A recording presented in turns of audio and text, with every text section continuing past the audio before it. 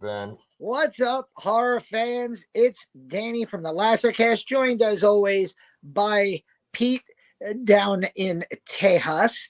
And we are here to jump back into the Immortal Universe, AMC's Anne Rice Immortal Universe.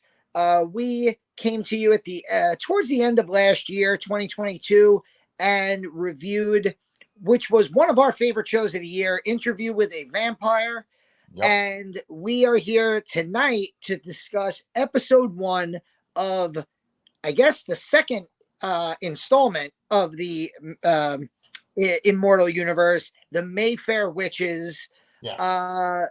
We have a busy stretch coming up. We have our top 10 list of 2022 is coming out. We're recording that in about a week. I'm super excited. I feel like I have a major homework assignment to go through my list of movies from 2022. Such a great year for horror. Yeah. Between movies and television. And hey, if you like Megan, if you are going to see that with your with your young kids who want to get into horror, you can check out my review of that with Charlotte. We saw that the other night. But anyway, let's jump into the Immortal Universe. Let's get into Anne Rice's Mayfair Witches. This show was created by Michelle Ashford and Esther Spaulding, and they wrote this episode. And I don't know if they're going to be the writers of every episode. Right. But this was also directed by Michael Uppendahl, who's directed a ton of really good TV, really good, I think like Walking Dead. I forgot what else he directed. But he's a big TV guy. Has done a ton of episodes of TV.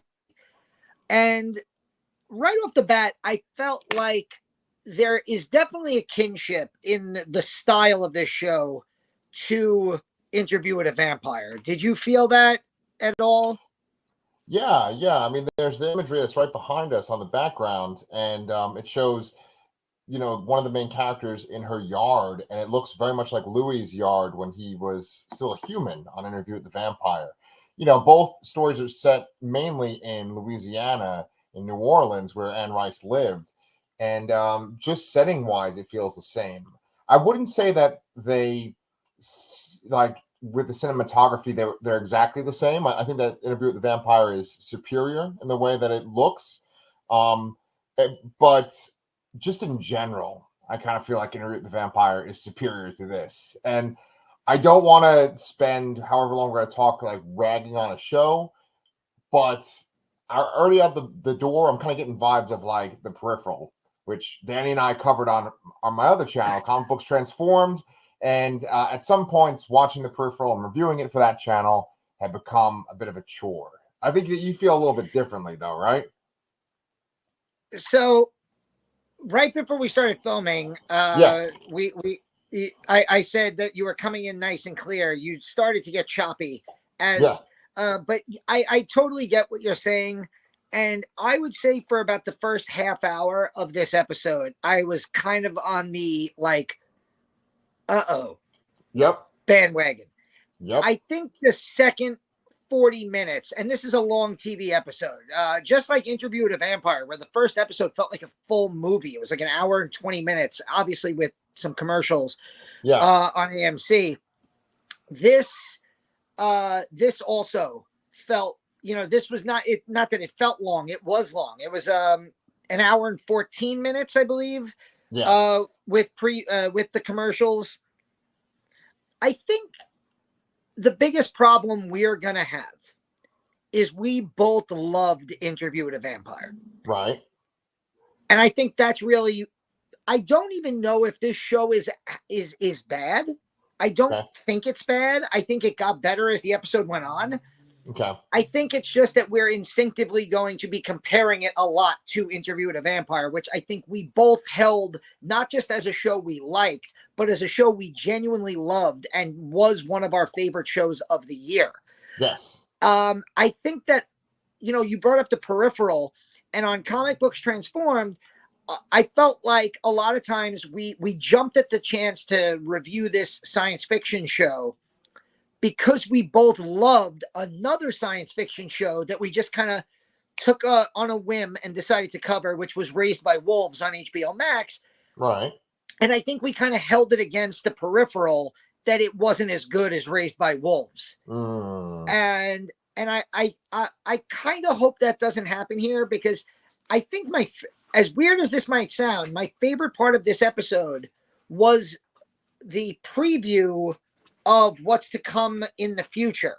I think I like a lot of the imagery and a lot of the supernatural aesthetics that they're previewing. And I know that when you have a show like this, Right. you have to set that up. Yeah. The first episode of Interview with a Vampire was a lot of setup. Yes. And it felt like, we have to meet Rowan Fielding, who is played by Alexandra Daddario. We have to meet her. We have to get into who she is. We have to know that she's a doctor and that she has these weird moments where she's able to, when she gets frustrated with somebody, almost look literally inside their brain or inside their body and impact them or make something happen which causes them to get very sick and almost die. We have to, go. I liked the two timelines converging. Obviously, we're going to get into, I guess we could do a little introduction to what the show is about, and then we'll dive deeper into spoilers. But basically, the show is about Alexandra Daddario, Rowan, who is a doctor. She has these weird episodes where some type of supernatural thing is going on that her stepmother is saying, you're making things up. There's nothing wrong with you.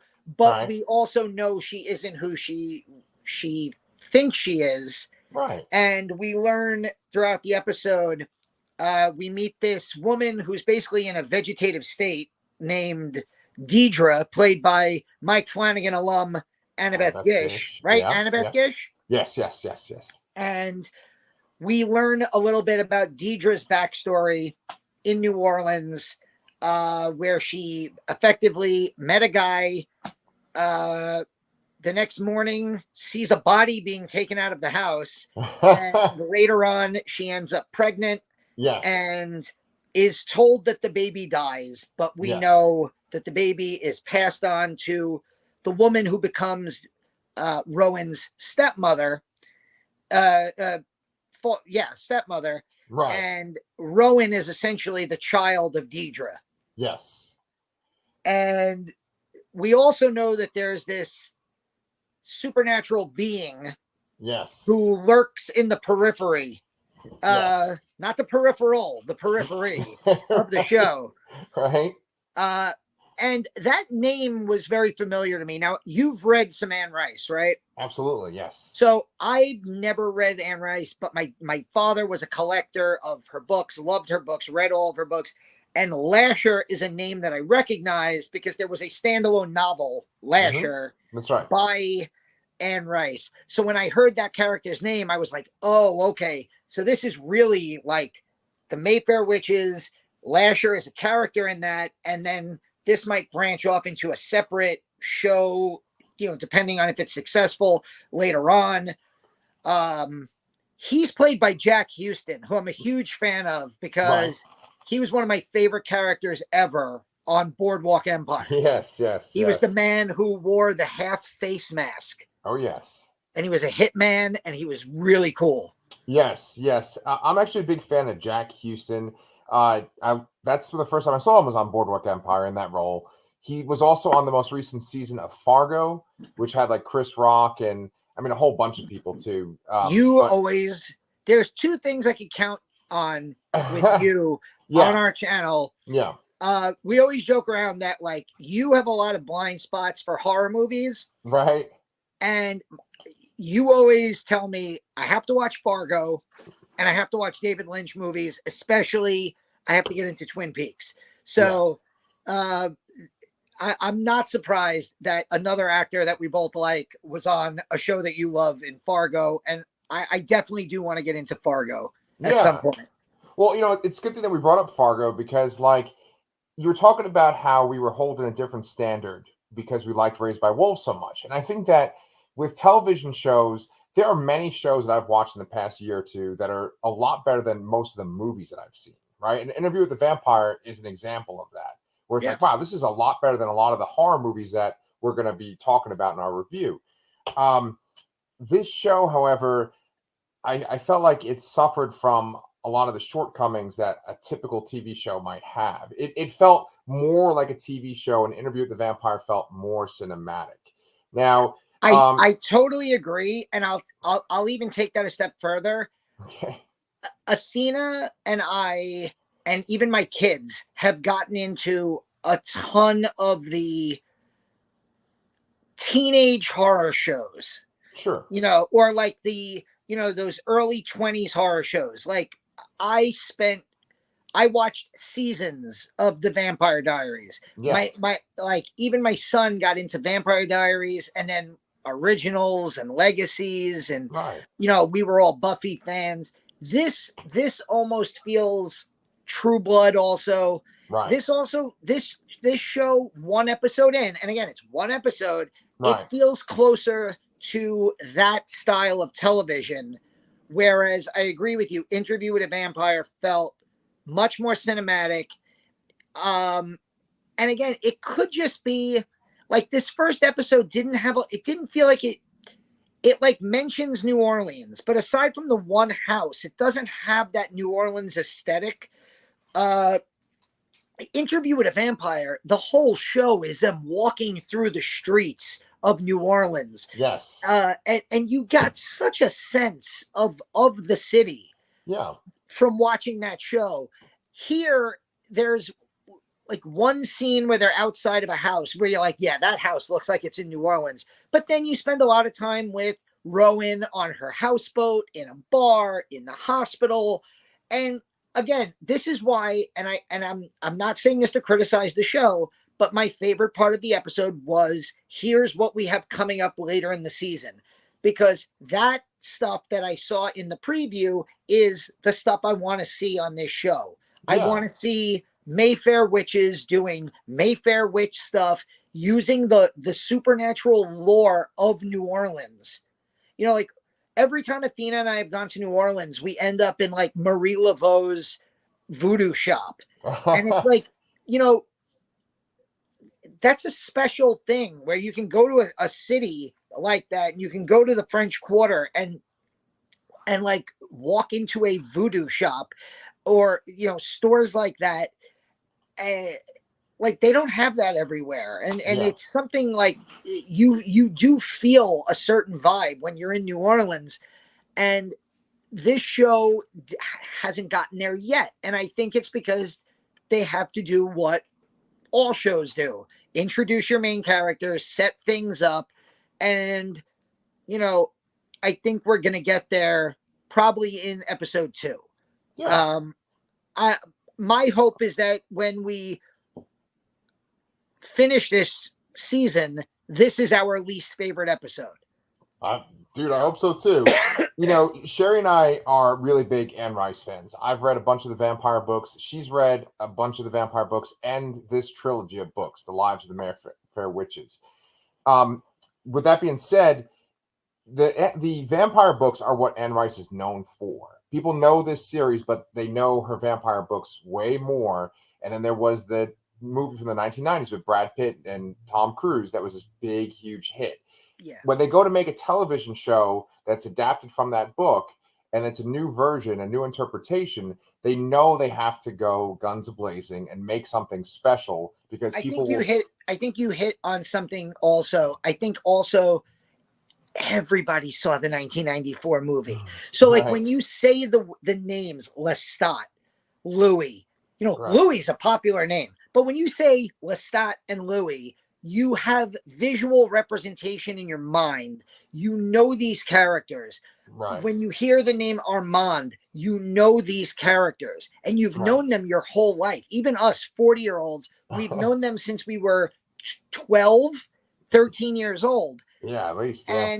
And so it's easier for us to grasp onto this stuff. Now you've read these books. Or you know this material better than I do. I've never read the Mayfair Witches, so I don't know any of the characters. So I'm literally starting from scratch with this series. So yeah, it did just feel kind of like generic supernatural TV. Right. And you know, there were parts of the show I liked. I really did like the time jumping stuff with young Deidre, flashing back to Rowan as an adult. You know, she has the baby, then you flash back to Rowan as an adult, then it flashes back to adult Deidre, who's in like a vegetative state. And, you know, we find out a little bit about Lasher. Yeah. So I really did kind of get into that last 30 minutes, the last really 15 to 20 minutes of the episode. I thought that was good television. It took a while to get there though. And now that we've established, okay, not that it was much of a secret, but we know who Rowan is now. We know that she's a Mayfair witch. We know that she has this attachment to Lasher, which is, you know, this inherited from her mother. So we know now that there's a story that is entirely supernatural that we could focus on. Yeah. And now that we've gotten the kind of getting to know you nonsense out of the way, you know, I don't think we're going to be seeing, you know, Alexandra Daddario, you know, pick up bartenders in a bar and have awkward conversations on a houseboat. You know, I don't think we're going to get scenes like that anymore. Yeah. Well, Sherry has read this book, and she actually likes this book more than the vampire stuff. She was telling me how the book follows generations of women, and the reason why, like the audiobook, first of all, we should point out, is 50 hours long.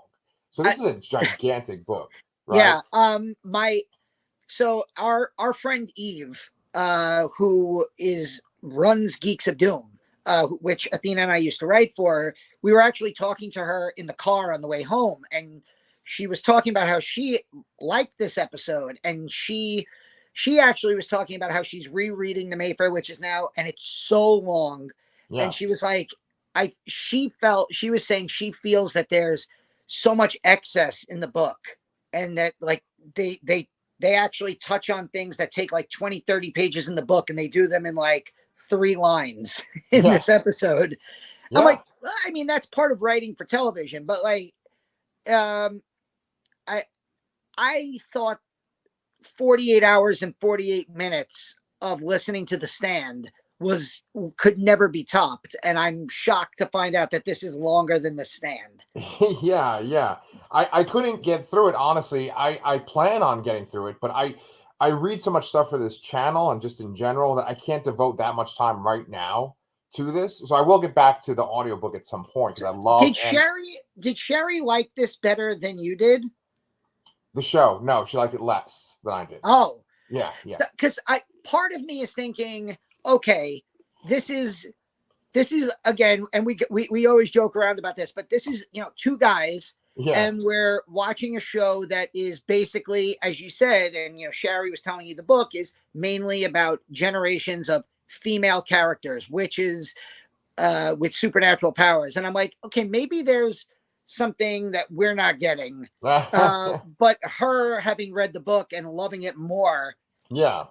She didn't like the episode even less than you did. All right. I feel a little bit better. Well, you know what it is? It's because, like, there are flaws. You know, I want to give it the benefit of the doubt because I love Anne Rice so much, and I really loved Interview with the Vampire. But there just were things that I kind of groaned at, and I turned. And my wife does nitpick things a bit, and I think it's a little too much. But there's times when I can't defend things, right? When Rosario, you know, what's her face? Rowan. When she goes to meet with this guy who's the head of this corporation, right? I would have bet money you were gonna that the 2 scenes that I thought were the most, and I don't even like using this word. It's just that it's the only word I could think of. The most offensive in terms of what I thought would be bad television. Yeah, were the 2 scenes where she's being talked down to by the doctor and her boss. Yeah. And then the scene where she goes and she meets this guy. Yes. So I want to listen to what you thought, and then I'll give my thoughts after. Yeah, well, maybe this kind of lines up with what you were going to say, but both of them are scenes where it's like a man is talking down to a woman and she has this supernatural power, which literally kills the man in one instance. I think puts the other one in the hospital. Sherry was telling me that there's only one scene like that in the first book, and it is with her boss. That's the doctor. It's not The with surgeon. this corporate guy. Correct, the surgeon. This other scene, she said, was added. In the book, the mom is already dead in the book. So there's not this whole sequence where she's going to go get this experimental treatment and she goes to meet this guy who's the head of a corporation, which it also feels like Christian Slater is having some sort of like resurgence. I know that actor was not Christian Slater, but holy shit, did that guy get some kind of memo that said, be Christian Slater? Because that guy was just like Christian Slater completely. I just saw him in Fleischman in Trouble, which that show is excellent. You should definitely check that out. And he was also in fucking Willow recently. And then this guy shows up and it's like, is that like Christian Slater's like cousin or something? And anyway, this whole sequence, the way he talks, his speech is bad. And then he takes her to this little side office where he just proceeds to piss right in front of her. I was like, come on, it's too over the top. And then there was one part of that I did like, which was she wanted to work with this man so that her mom could get this special treatment, right? And he says, okay, well, there's 30 people on this list to get this treatment. Take one of their names off and put your mom's name on there. That's good writing. That's interesting. It's a moral dilemma for the main character. Yeah. But everything he says up until then, and then when she has her breakdown and she's telling him off, it's too much. I understand that the idea behind this is that female characters are being put down, they're being condescended to by men, that they don't have the power, the men have the power in this situation, and now magic is going to liberate them, right? But it's too heavy-handed. I hate heavy-handed shit. And you know me, I say this all the fucking time. I hate exposition, and like 50% of this is exposition, if not more, of just like people saying stuff they would normally not say. I'm 100% in agreement. My biggest pet peeve, which leads me to disliking some movies and some shows that people absolutely love, is I call it like sledgehammer writing. Yeah. Where instead of writing with a pen, you're writing, you're really hammering the message into my fucking head. Yep. And it's like, do you get it? Boom. Right. Do you get it? And to do that scene with the guy, with the corporate guy, who first of all is peeing in front of her, and then it's kind of, I don't know if, like, yes, the scene where he's like take a name off the list, but it also kind of felt like he was trying to get her to, fool around with me and I'll give you the job. Like, to have that scene so soon, like literally like within the same 15-minute period as the previous scene with the surgeon who, like, I've seen that exact scene done better on Grey's Anatomy. I've seen that exact scene done better on ER. Sure. I've seen that exact scene done better on Chicago Hope. I can name like 4 more Scrubs. I've seen like I can name several more hospital shows. It didn't feel like he was acting. It felt like, he was reciting lines, like generic evil man vibes, lines. Can you turn the douchery up to 11? Correct. Go, yes. People like you can't have these jobs. Yeah, you're too emotional. Like, okay, like you can write that scene without hammering it into the audience's head. Men in power are chauvinists. Men in power are chauvinists. Right. We understand that. Like, we're not assholes. We get that message. Right. You don't have to hammer it in. And the people watching the show, we're not dumb. Like, they're like, nobody like the people who read and like Anne Rice stuff are insanely very intelligent, literate people. You don't have to Tell me beat about that it. message into us. Yes. And you don't have to do it twice in a 15-minute span. And that's why, like, I put this on last night. It was late. It was like around midnight. And I was Sure. like, all right, I'll try to finish it before I go to bed. And at about 35, 40 minutes, I was like, look, it's Monday tomorrow. I'm going to go to sleep. Yeah. And I finished it today, and I'm glad I finished it because I kind of forgot some of the stuff from yesterday. And Sure, when I sure. put it on, it was right after it was the scene where young Deidre was looking out her window at the body being taken away. And I was like, okay, Yeah. you know, this is a supernatural show. There's some weird shit going on. And then Lasher comes in and he's, you know, there's the necklace scene. And I'm like, okay, here we go. We're through the crap. Let's get to the juicy stuff. Right, right. And I genuinely thought the last 20 to 30 minutes were good, perfectly fine, adequate television. And I look forward to seeing where the show is going to go, because I think now that we've gotten through that, like, getting to know you bullshit, Right. we're going to get to the good Anne Rice supernatural stuff. Okay, so you say that, and I agree with you. However, I even kind of thought that the Anne Rice stuff was sort of flawed. Like, I like Jack Houston a lot, right? Sherry was saying that you go through a lot of the book without even knowing what Lasher is, and in this first episode, it's like, oh, he's this special spirit. They reveal it pretty quickly, right? The way that he's revealed, like his supernatural form, I hate to say this. I don't like to like rag on bad CGI, but that CGI was pretty bad when he was. I also didn't really understand what that was.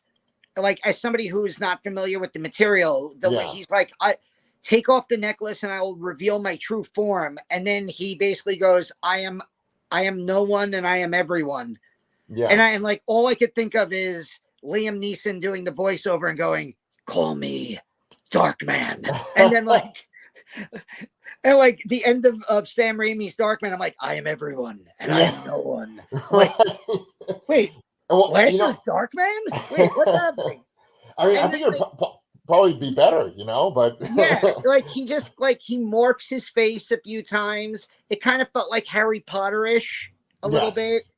And then he does like the three faces at once. And I'm sitting there waiting, like, okay, what are you? What is your real form? And that was it. Yeah. And then he's like, are you okay with this? Will you be mine forever? And she's like, yeah. I'm like, oh, okay. I honestly, and like, you said he's a troubled spirit or some kind of spirit. Like, I don't even know what he is after this episode. I know that he's some type of spirit that only apparently certain Mayfair witches can see, and that he maybe installs them with power. But like, we don't really learn anything about that. We just, there's that weird transformation scene, and I don't know. Like,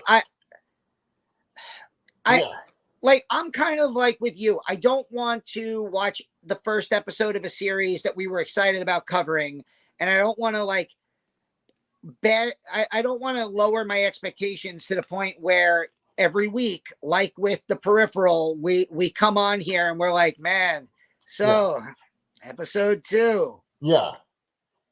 There was a part of me when, and I hope this doesn't come across bad, but I'm not a huge fan of Alexandra Daddario. I've never really seen her in what I would consider a star-making performance. Sure.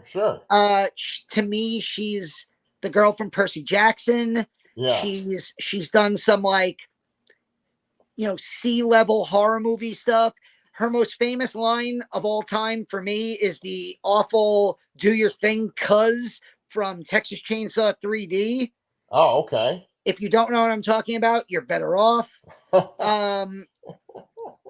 And so I was a little curious as to her getting the lead in this show.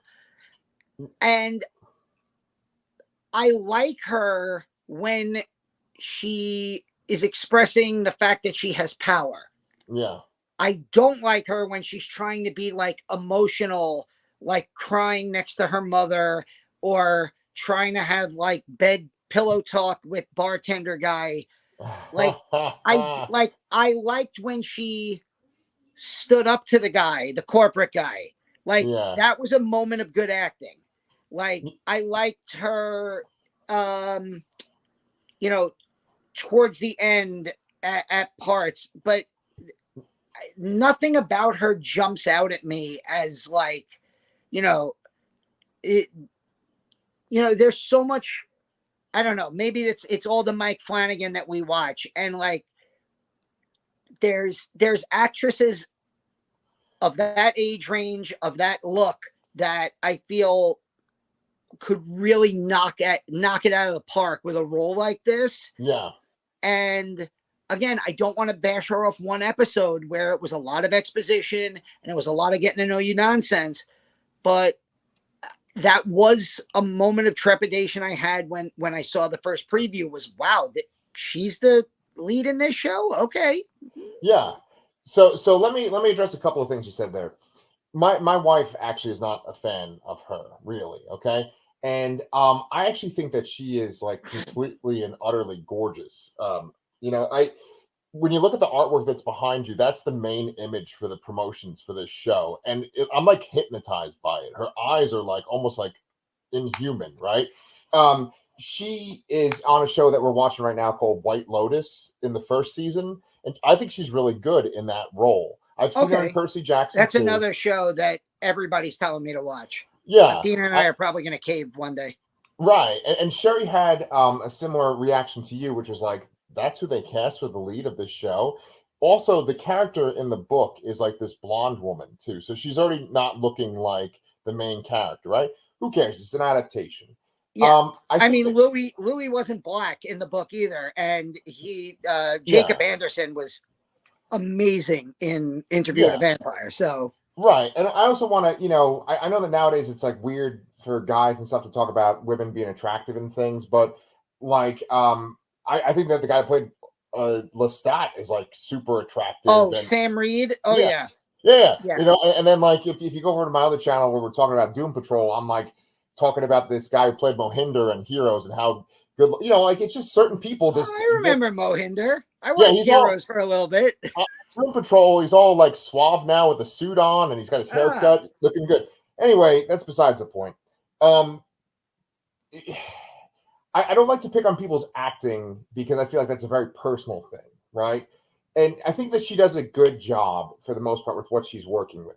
I actually did have a problem with the acting by her mother, the teenage girl that played her mother. I had issues all across the board with that. Now, nothing to say negative about her. You know, and also a lot of the time, you and I are kind of saying the same thing over and over again. We don't want to be mean about this, but the thing is, we're saying this because we have certain standards, and there's a lot of stuff that we do rave about that kind of meet those standards. And right now, this isn't hitting it exactly. Maybe it will, right? The actress that plays her mom, when you see her at first, she's like a teenage girl wearing a school uniform, and then they eventually have her go to a party that her uncle's throwing. I don't know if there's supposed to be this big transition of time, but I felt like she looked like way older in the face by the time it was that party, right? And then all of a sudden she's pregnant, and they don't really ever verbally say if time has really passed. You could assume that 9 months has passed because she's fully pregnant the next time you see her after the party. Yeah. But it could have also been like a supernatural thing where I 100%. When she opens the door to the priest and she's standing there pregnant, right? I didn't know if she had been, because she slams the door on her aunt. Yeah. And I'm like, so has she been locked away in this room for 9 months? Right. Is this like Frozen, where it's like, well, now I'm going to lock the door and never come out for years? Yeah. And I didn't know if I was supposed to believe that something supernatural happened, or if 9 months had passed. That's a great point that I didn't even think about until you mentioned it. Right. And so, I don't want to really discredit her acting, but I just felt like the way she was with Lasher, that whole scene was like just really corny. The two of them, Jack Houston and her. Like, there's a couple of parts where he just sort of like comes into the frame and kind of startles her, and I just thought it was like really cheesy. I kind of laughed out loud, and I was actually relieved to see that that's just essentially a flashback, and that Annabeth Gish is playing that character in the present day. I was like, okay, we're not going to deal with that anymore. Hopefully for the rest of the show. But that's the kind of Anne Rice stuff, that sort of gothic romantic stuff, and that should be the stuff that is top quality on a show like this. And I felt like that was kind of laughable. It was just a lot of exposition, a lot of over the top dramatic stuff, and not a lot for me to sort of attach to and grab onto. Before, you mentioned how Rowan picks up this bartender and they have sex on her boat, right? Like, all the dialogue, it just feels unnatural in that whole sequence, that whole exchange when she's in the bar, when they're laying next to each other. You talked about that scene where they're like laying next to each other afterwards. Like, none of that seems like dialogue that people would have with each other in real life. It's just like, I'm just saying this basically so I can kind of show you what my personality is like. That's it. Yeah. So, I mean, we will give it a chance just based on how much we like Interview with the Vampire. But if we're like 2 or 3 episodes in and we're not feeling it, I think we should maybe dump it. I mean, look, I have very famously given up on shows that are beloved to this world. Yeah. I firmly believe that, we one of our reviews that's up on our channel now, we just reviewed Lake Mungo, which debuted on Shudder, and time is very finite, and if we're not enjoying something, then we shouldn't devote our time to it and then Amen. devote another 40 minutes talking about why we don't like it. Yeah. So yeah, I'm perfectly fine. I would like to continue it. I definitely think it's going to get better because I think that this was kind of, I want to give it the benefit of the doubt and say that this was a necessary evil to get to, the good stuff that this show is going to have. And like you said, we both loved Interview with a Vampire too much that if they are trying to build a universe out of these shows, I can't imagine that they would have one be of such high quality and then one be so bad. Right. And again, I didn't think this was so bad, but it was just way below what I thought I was going to get, considering that, it's, Interview with a Vampire is part of this universe. Yeah, exactly. I mean, there is a producer that is like the executive producer over both shows. And if you look at some of the stuff that he's produced, you'd be like, oh, holy shit, this guy has produced both these things. Like, he's done like Galaxy Quest and The Rookie and Moonlight Mile and The Notebook and let's see, I'm just looking through his Logan Lucky. I actually really love Logan Lucky. He did all the Breaking Bad stuff, which this is AMC. And so it's like, okay, well, this guy is kind of overseeing both of these, so there has to be something to it. I wanted to bring up something, and this is kind of a spoiler for our movie review, and it has nothing to do with what we're talking about, but it's so sensational. I've been kind of dying to talk to you about it. Is it okay if I bring up a random thing? Okay. It has nothing to do with this show at all. I stopped watching Terrifier 2. Yeah. Really? Yeah. So like, going along with what you're saying of like, time is finite, right? Like, we don't have, we can't watch everything. I was like halfway through and we got to a certain scene and I'm like, why the fuck am I watching this? I think I know what scene you're talking about. It's probably the bedroom scene. That's right.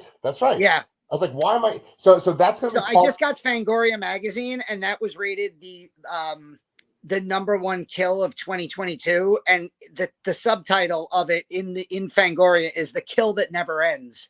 Oh my God.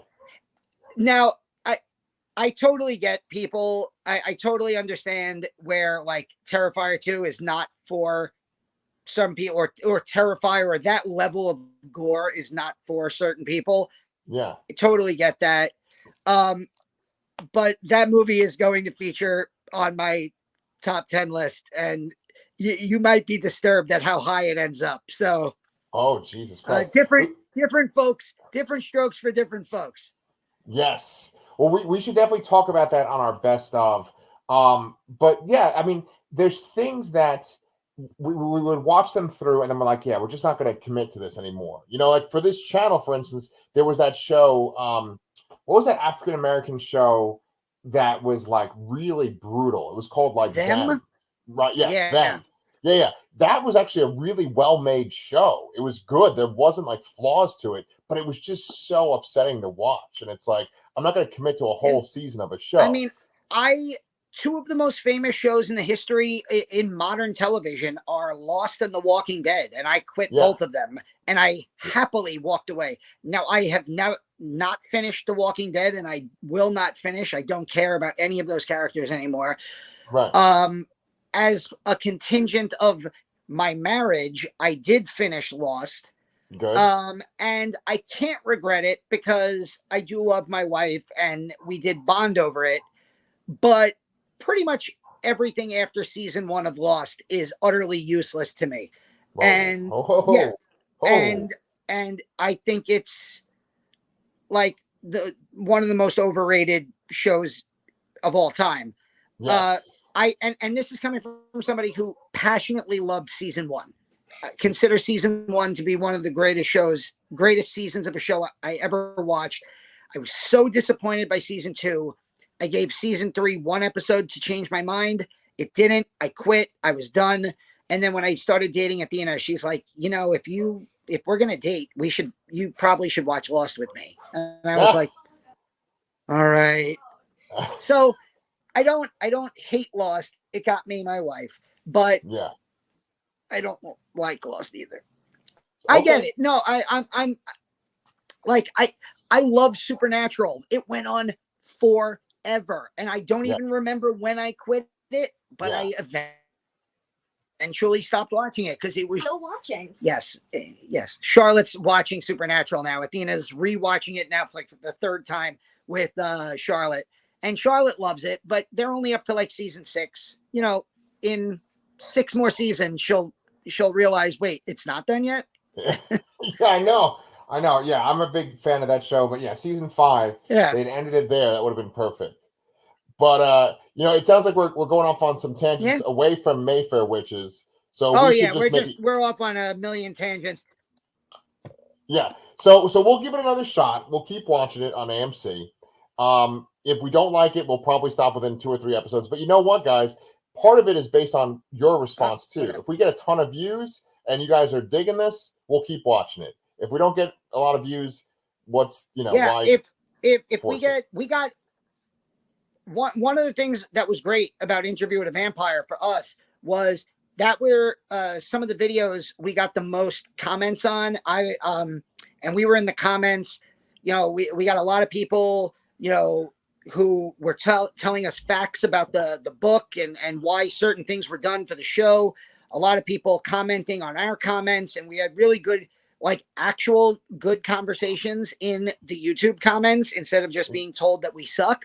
So if you guys like this show, tell us why. Tell us what we should look forward to. If you didn't like this show, if you are in agreement with us for this first episode, are you going to stick around? Tell us if you're going to stick around. We're going to stick around for at least another episode or 2. And I really do think it's going to get better. Yes. I think it's called the Mayfair Witches. We're going to see some witch stuff. So I think it's going to get better. Yes. So, I mean, I'm a little less optimistic than you are, but I like talking to you about this kind of stuff, so I'm on board too. So you guys make sure that if you're not subscribed to the Lastercast, now's your time to get on, and we will see you guys next week for episode 2 of Mayfair Witches.